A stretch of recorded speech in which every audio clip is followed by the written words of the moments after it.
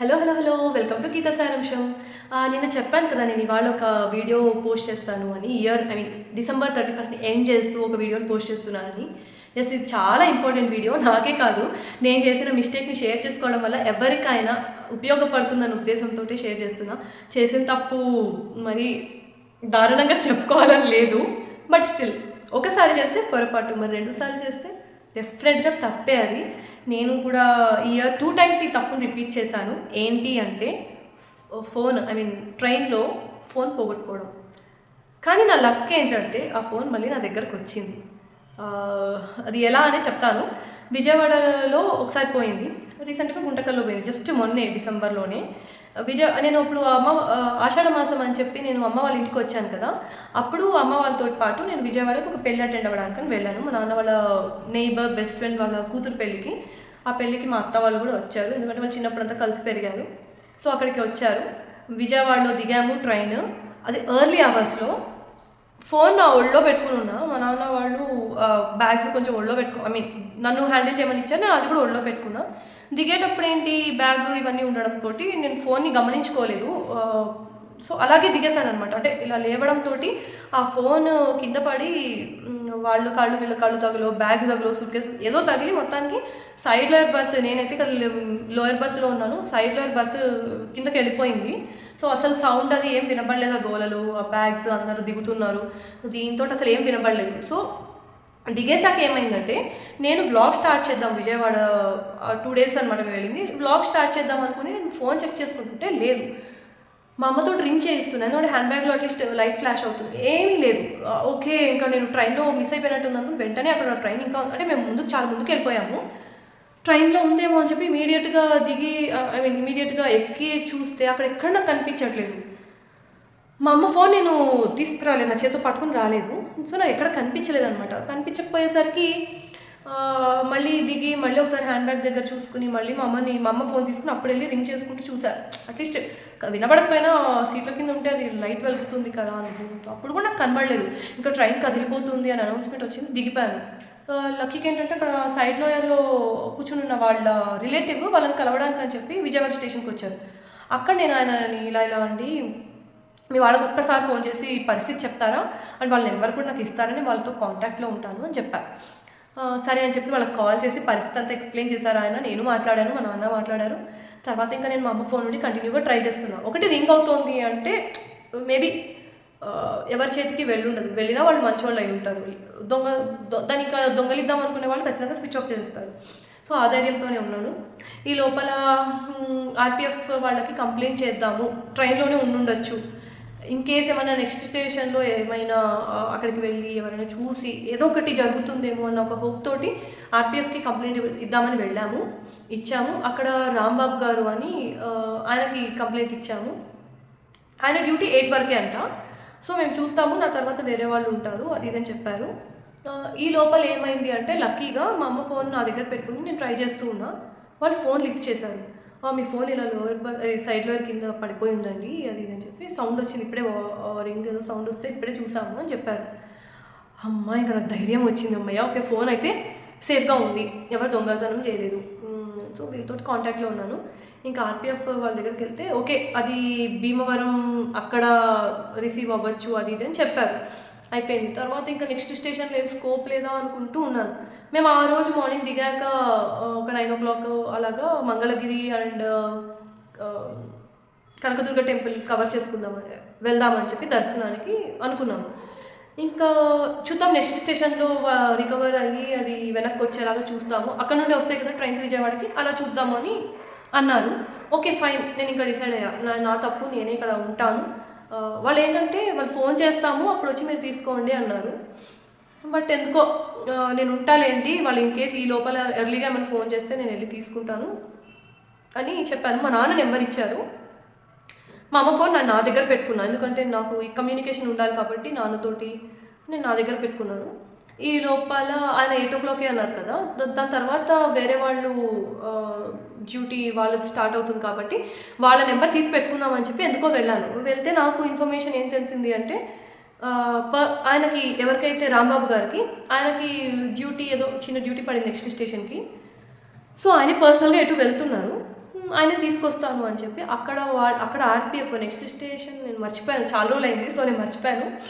Next స్టేషన్లో RPF వాళ్ళని contact చేసి పలానా కోచ్లో ఈ ట్రైన్ పలానా కోచ్లో ఫోన్ ఇలాగా రికవర్ చేసి పెట్టుకోండి, నేను వస్తున్నాను, సో నేను రిటర్న్ తీసుకుని వస్తాను అని చెప్పారట. సో ఆయన డ్యూటీ పడడంతో వెళ్ళారు. నేను ఇంక అక్కడే వెయిట్ చేస్తున్నా. సో ఇమీడియట్గా వస్తుంది కదా, ఎందుకు ఈ లోపల ఏమైందంటే నెక్స్ట్ స్టేషన్లో రికవర్ అవుతుందని తెలిస్తే నేను వెళ్ళి తీసుకుందాము, లేదు ఫోన్ అక్కడ రికవర్ అవుతుంది కాబట్టి అక్కడే తీసుకోవాలి అని అన్నారు. నెక్స్ట్ ట్రైన్స్ ఏమేమి ఉంటాయని నేను సర్చ్ చేస్తున్నా, టికెట్ తీసుకుని ఎక్కేద్దాము ఇలా అని. నా దరిద్రం ఏంటంటే అప్పుడు వర్షాలు బాగా పడడం వల్ల కొన్ని ట్రైన్స్ డైవర్ట్ అయిపోయి చాలా ట్రైన్స్ క్యాన్సిల్ అయ్యాయి. ఇంకా అది కూడా వర్కౌట్ అవ్వట్లేదు, నాకు టైమింగ్స్ ఏది వర్కౌట్ అవ్వట్లేదు. ఇంత లోపల ఈయన వెళ్ళి తెస్తున్నారని తెలిసింది. సో ఇంక అక్కడే స్టేషన్లోనే 6 గంటలు గడిపాను, దాదాపు 3 గంటల నుండి 9 గంటల వరకు అక్కడే ఉండిపోయాను. ఆఖరికి ఆయన తీసుకొచ్చారు, నాకు హ్యాండ్ ఓవర్ చేశారు. ఇలా మొత్తం ఇన్సిడెంట్ జరిగిందంతా ఒక కంప్లైంట్ లాగా లెటర్ రాసి వాళ్ళకి నేను సబ్మిట్ చేశాను. నిజంగా వాళ్ళు సిన్సియర్గా వర్క్ చేస్తున్నారు. చాలామంది అనుకుంటారు పోయింది ఫోన్ అంటే ఇంకా వదిలేస్తారు, వాళ్ళు కూడా అనుకోవచ్చు. బట్ నేను అక్కడ ఉన్నంతసేపు కూడా నేను గమనించింది ఏంటంటే లోపల ఒక 4 to 5 మెంబర్స్ని వాళ్ళు ఎంక్వైరీ చేస్తున్నారు. అంటే వాళ్ళు ఇంతకుముందు దొంగతనం చేసిన వాళ్ళు ఫోన్స్, ల్యాప్టాప్స్ ఇలాగా, సో దొంగతనం చేస్తున్నారు. అంతేకాదు అక్కడికి ఫోన్లు పోయాయని చెప్పి కంప్లైంట్ చేయడానికి వచ్చిన ప్యాసింజర్స్ కూడా ఎంత దారుణంగా ఉన్నారంటే, అంటే నేను తప్పు చేశా, బట్ వాళ్ళు చేసిన మిస్టేక్ కూడా ఏంటో చెప్తాను.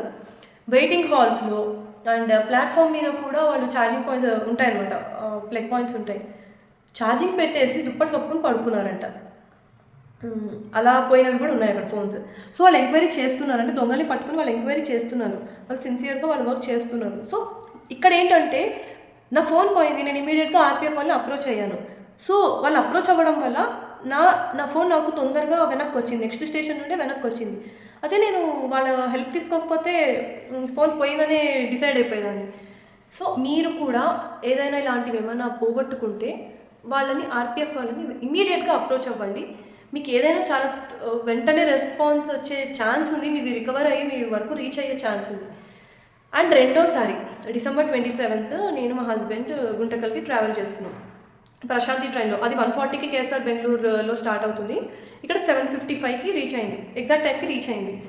ఇక్కడ ఏం జరిగిందంటే ఓకే, నేను సింగిల్గా ట్రావెల్ చేసేటప్పుడు చాలాసార్లు నా అలవాటు ఏంటంటే ఫోన్ ఏదో ఒక మూవీ చూడడము, ఏదో ఒకటి యూట్యూబ్లో ఏదో ఒకటి కంటెంట్ చూడడము, ఏదో ఒకటి చేస్తూ ఉండేదాన్ని. అంటే చేతిలోనే నా ఫోన్ ఉండేది. ప్లస్ అప్పుడు నాన్న నన్ను వచ్చి పికప్ చేసుకుని ఇంటికి తీసుకెళ్ళేవాళ్ళు కాబట్టి నేను మా నాన్నకి ఫోన్ చేసేదాన్ని, నాన్న ఇలా 15-20 minutesలో ఇంకా వస్తుంది గుంటకల్లు.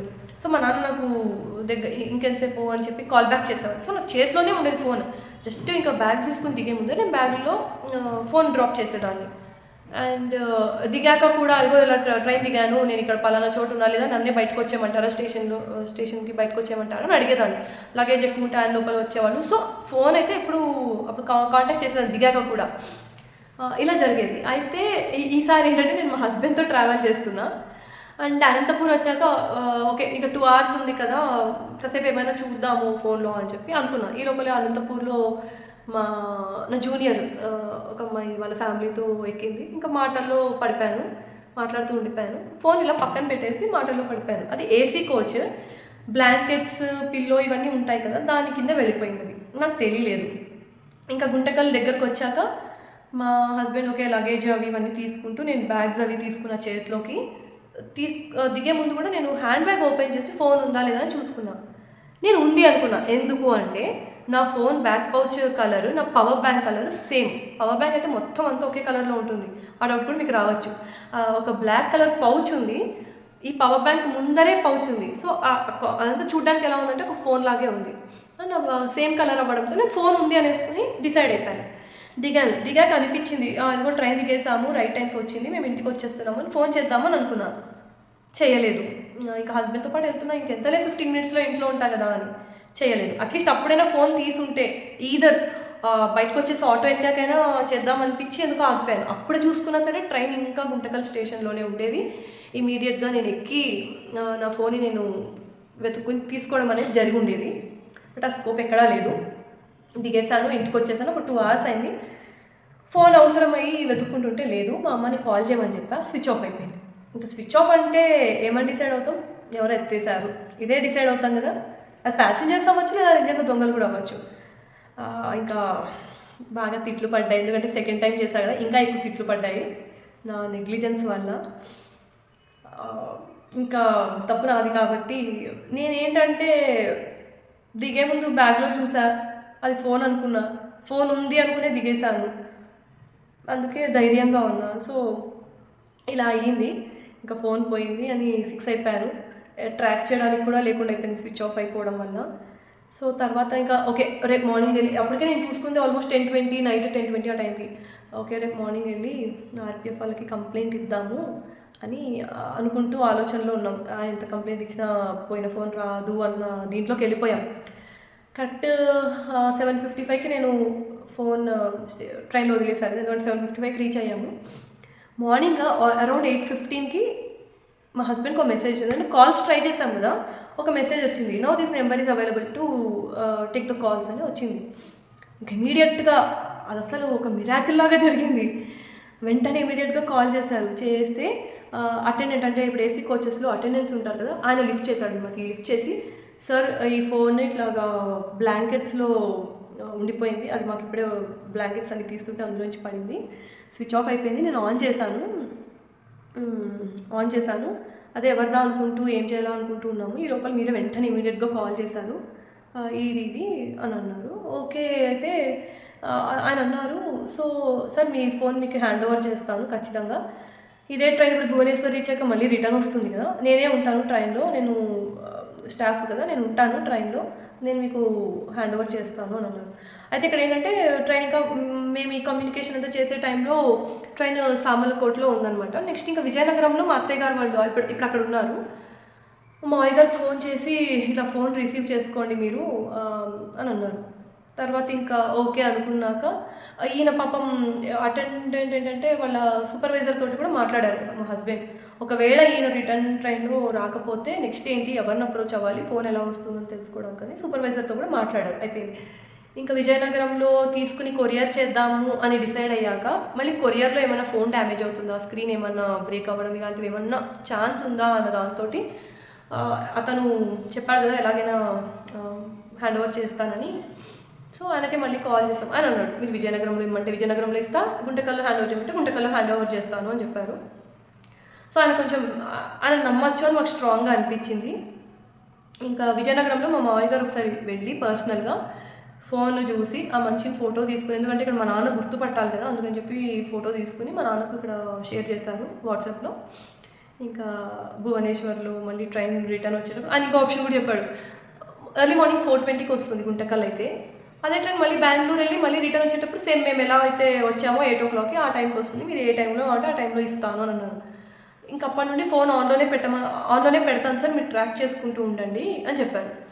చూస్తే అది పర్సంటేజ్ డిక్రీజ్ అవుతూ వస్తుంది. మా డాడీ అన్నారు ఎందుకులే మళ్ళీ అక్కడెక్కడన్నా మిస్ప్లేస్ అయితే మళ్ళీ ఈ ఛాన్స్ కూడా పోతుంది, నేను తీసుకుంటాను 4:20 మార్నింగ్ వెళ్ళి అని చెప్పేశారు. ఎందుకంటే మా హస్బెండ్ ఈ ట్రైన్ వచ్చే టైంకి బెంగళూరులో ఉంటారు రిటర్న్ అయ్యి. ఇంక ఇంత జరిగాక మా నాన్న నైట్ 10 o'clockకి వెళ్ళిపోయారు. ఇక్కడ కుక్కల బాధ చాలా ఎక్కువ అండి, వెంట పడతాయి, అట్లే కొరికేస్తాయి, బండిలో వెళ్ళేటప్పుడు స్కూటీ కానీ బైక్స్ కానీ స్కూటర్లో వెళ్తే కొరికేస్తున్నాయి. సో నైట్ 10 o'clockకే వెళ్ళిపోయి అక్కడ నిద్రలు లేక అలాగే వెయిట్ చేసి మార్నింగ్ రిసీవ్ చేసుకుని 6 o'clock ఇంటికి వచ్చారు. ఎందుకంటే కొంచెం జనాలు తిరుగుతుంటే కుక్కలు అవి అంత బాధించవు.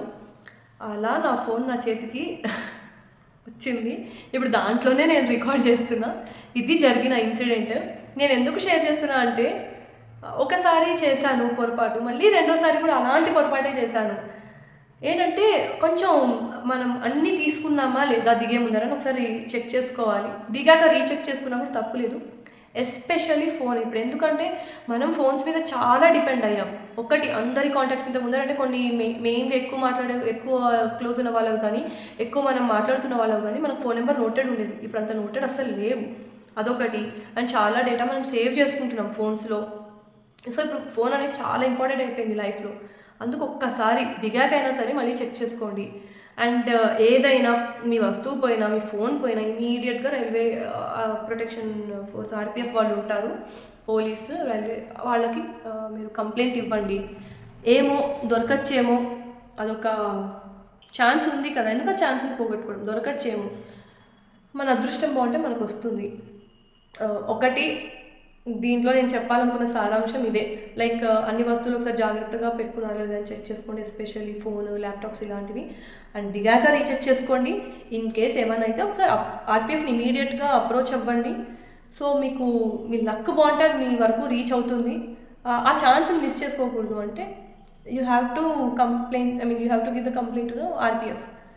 అండ్ నిజంగా వాళ్ళకి నేను చాలా థ్యాంక్స్ చెప్పాలి. 2 సార్లు కూడా వాళ్ళ ఫోన్ని నా వరకు రీచ్ అయ్యేలాగా చేశారు. లేకపోతే ఈ ఇయర్ ఇంత దారుణంగా ఎండ్ అవుతూ మళ్ళీ ఒక గుడ్ న్యూస్ లాగా నాకు ఫోన్ దొరికింది పాజిటివ్గా. లేకపోతే ఈ పాటికి ఇలా ఉండేదాన్నే కాదు అసలు. ఇంకొక ఫోన్ కొనియమని చెప్పి ధైర్యం చేయలేను, మళ్ళీ వీడియోస్ చేయలేను. ఇలా చాలా చాలా బాధపడుతూ ఉండిపోయేదాన్ని. నాకు ఇయర్ అనేది హ్యాపీనెస్ తోటి ఎండ్ అయింది.